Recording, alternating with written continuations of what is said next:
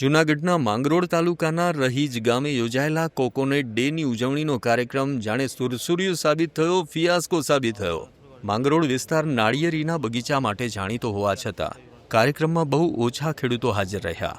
આ માટે coconut board અને વહીવટી તંત્રની નિષ્ફળતા જવાબદાર હોવાનું મનાઈ રહ્યું છે। કાર્યક્રમ દરમિયાન જિલ્લા ખેતીવાડી અધિકારીની દાદાગીરી પણ સામે આવી, જ્યારે તેમણે મીડિયાને પ્રશ્નો પૂછીને ધમકાવ્યા। આ ઉપરાંત તેમણે કાર્યક્રમની નિષ્ફળતાનો દોષ બીજા અધિકારીઓ પર ઢોળવાનો પ્રયાસ કર્યો। લાખોના ખર્ચે યોજાયેલા આ કાર્યક્રમમાં મોટાભાગની ખુરશીઓ ખાલી જ જોવા મળી હતી, જે ખેડૂતોની સ્પષ્ટ નારાજગી દર્શાવે છે।